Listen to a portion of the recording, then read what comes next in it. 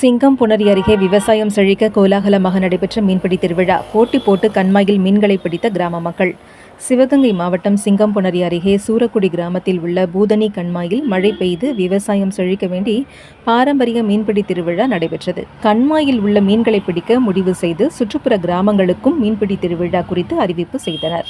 இதனைத் தொடர்ந்து இன்று காலை கோவில்பட்டி, கள்ளம்பட்டி, புதுப்பட்டி, மூவன்பட்டி போன்ற சுற்றுவட்டார கிராமங்களில் இருந்து வருகை தந்த கிராம மக்கள் தாங்கள் தயாராக வைத்திருந்த ஊத்தா, கூடை, கச்சா, கொசுவலை, அரிவலை உள்ளிட்ட உபகரணங்களை கொண்டு மீன்பிடிக்க காத்திருந்தனர்.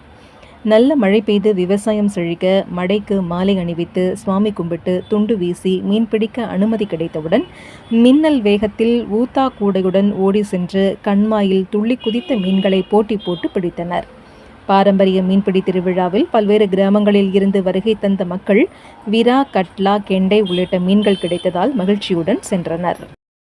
எங்க ஊர் திருக்கலாப்பட்டி யுவராஜன் என் பேரு. இன்னைக்கு சூரக்குடி பூசணிக்காய் மீன் அழிய விட்டாங்க.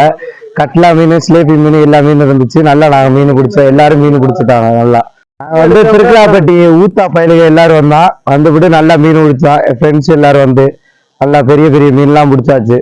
ஆனால் என் பேர் சிங்கனை பக்கத்தில் தலைநகரத்தில் இந்த கிராமத்தில் வந்திருக்கேன். இந்த சூரக்குடி பக்கத்தில் பூதனிக்கம்னு சொன்னாங்க மீன்களை சொல்லிட்டு வருஷம் சொல்லுவாங்க. நம்ம வந்துடுவோம். இந்த வருஷம் வந்தேன். நானும் ஸ்டெப்பாக வந்தேன். நல்லபடியாக வந்தேன். சாமி அந்த ஆண்ட மீனத்தில் கட்லா, சிலேப்பி, ரோகு எல்லாம் இருந்துச்சு. இந்த பிடிச்சிருக்கான். ஓகே, வந்ததுக்கு ரொம்ப திருப்தியாக இருந்துச்சு மனசு. அது கோயிலுக்கம்மா எப்போதுமே அது ஒரு விவசாயத்துக்காண்டி எல்லாம் பண்ணுறது. நல்லபடியாக மழை வேணும், விவசாயம் செழிக்குன்னு சொல்லிட்டு ஒரு 10 மக்கள், ஊர் மக்கள், அம்மா, மச்சான், அண்ணன், தம்பி எல்லாம் சந்தோஷமாக இந்த மாதிரி பிடிச்சி ஒரு ஜாலியாக என்ஜாய் பண்ணி போகிறக்காண்டி பண்ணுறது. நம்ம விவசாயம் நல்லா இருக்கணும், செழிக்கணும். அதுக்காண்டி ஒரு கோயில் பாரம்பரியமாக பண்ணிக்கிருக்காங்க.